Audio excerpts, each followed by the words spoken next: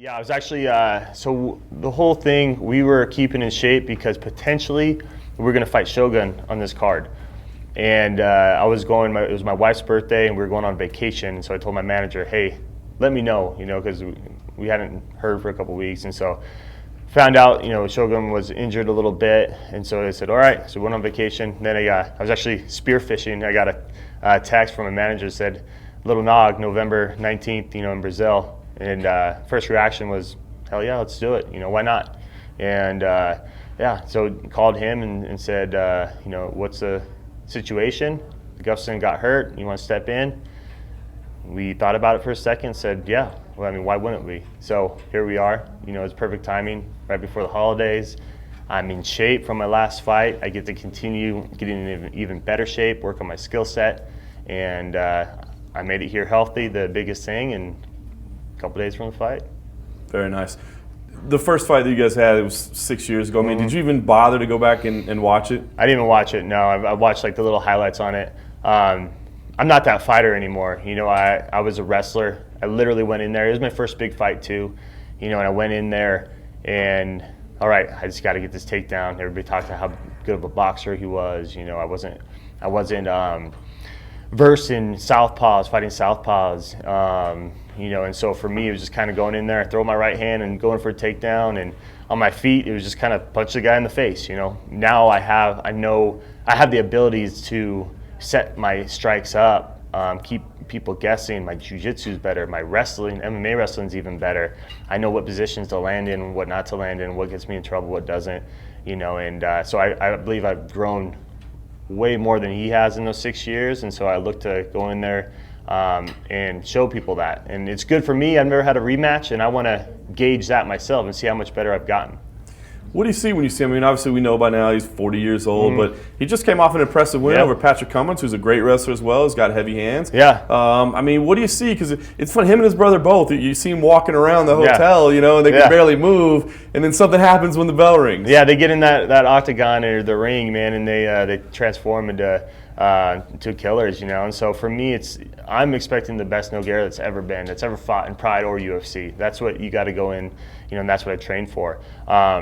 He's crafty. He's a veteran. He hasn't been in the sport this long, because he isn't, and so he knows how to do certain things. He knows how to conserve energy. He knows when to explode, when not to explode, when to push, when to pull back, and so, he has a lot of experience. And so, so do I, and we both fought who's who of MMA. If you look at both of our records, it'd be hard not to find somebody in there that isn't one of the best MMA guys of all time, so it's just one of those things that it comes down to it. I feel I have way more tools than I did last time. And he might have worked on his wrestling since last time. That's fine. You can't replace 15, 20, 25 years of wrestling. I know it. I don't have to think about it. It's reactive, and not only that, I've grown tremendously in my striking and in my jiu-jitsu. So I'm excited about this fight. What did you think about coming down to Brazil again? I know it didn't go your way last time, but yeah. Was there anything? Can you take anything from the trip itself, dealing with the crowd, whatever? Is there lessons to be learned? I actually, despite the outcome, and I was doing very well with Glover before that, I walked into that fight, that main event, feeling the best mentally and physically that I've ever felt in a fight. And the crowd's against you, they're chanting, you're going to die and whatnot. But it's just one of those things where, I don't speak the language anyway. Obviously, I understand a little bit from my Brazilian friends, but it's one of those things where, all I hear is the cheering or booing. But you hear that regardless. I heard it in my last fight, fighting a European in Europe, and so it's one of those things I drown out. Energy's energy. I get pumped up just because the crowd's into it, and so if anything, I want to prove them wrong. And at the end, I want to have them cheering for me because it was a good fight and I put on a good show.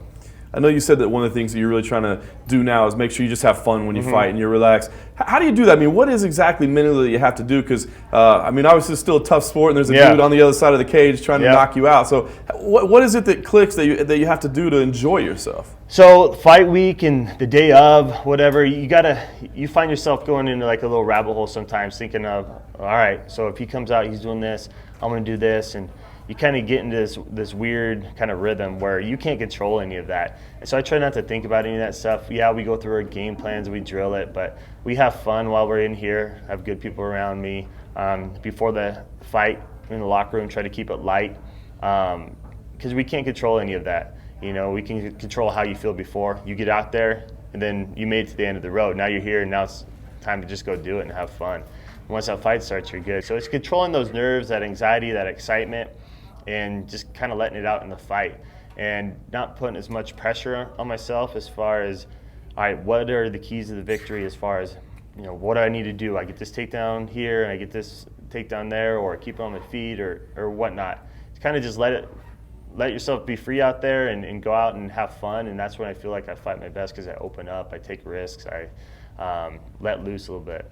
So you starting to think about like kind of what comes next for you, or how much is still out there? Because I mean, you're still a relatively young guy, to be honest, but you've got like 20 UFC fights, like 8 years here now. I mean, it's just crazy. Like you said, a who's who list of everybody you fought. So, I mean, do you ever look back and see kind of what you've accomplished and think about what's next, or are you just kind of letting it all come? Yeah, I kind of do. Sometimes I look back and I'm like, man, you know, because I reflect on memories I've had, because a lot of them are from fights, going, you know, overseas, and, you know, family and friends come along and having a good time. But I try to kind of keep in the moment a little bit. Yeah, so for me, it's kind of that mindset of just, let's go out there in this fight, have fun, open up, and you know, kind of see where it goes next. I got into a mind frame a while ago when I was on a win streak of, all right, I got to preserve this win streak. I have to fight a certain way to win, because I think I'm this close to a title shot. Then you don't get it, and you're like, all right, let's get to the next win. You know, when if I was kind of just being free, letting loose, and being more excited, taking more risks. Yeah, I might have lost 1 or 2, but maybe I would have won 2 by stoppage, and that would have earned you a title shot. So I'm kind of just, I let everything go and just going out there, task at hand, the fight at hand, and trying to look and feel my best. Does it ever bug you, maybe like, say maybe the lack of respect you get? I mean, I think people might be surprised to look at, I mean, you're 7-1 your last 8. I know we personally, MMA Junkie, we've got you number 5 in the world at 205. But you know, it's John Jones, Cormier, and Johnson seems to be like those are the people that everybody talks about. Do you ever feel like you don't get the respect you deserve? Because I mean, you've been a top contender for years now. Yeah, here and there. You know, I might not be the most flashy guy, you know, and the most technical when you look at me, you know, as far as my striking and whatnot, you know, but I get the job done. I might be, you know, weird in some aspects as far as striking or whatnot, but, you know, I feel I have one of the best jabs in 205-pound division. I feel like I have some of the best takedowns. I can, you know, and the mixture of just mixed martial arts in general, you know, so I feel like I'm a problem for anybody and everybody. But at the same time, I don't put too much stock in that either. You know, I've had some hiccups in my career, but I've always bounced back. You know, even going back, I lost to Tito and Jones, and my only time I lost 2 in a row.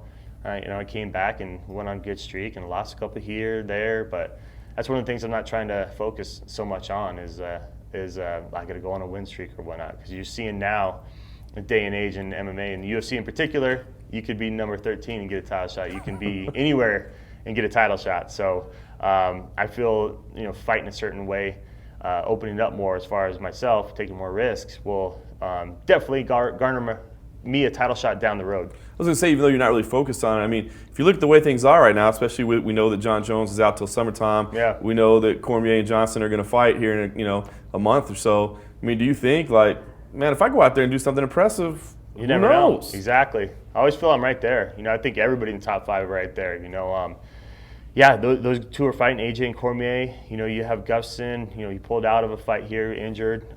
He won last fight, but I didn't think it was super impressive. You know, and so yeah, you could be right there. So we'll see.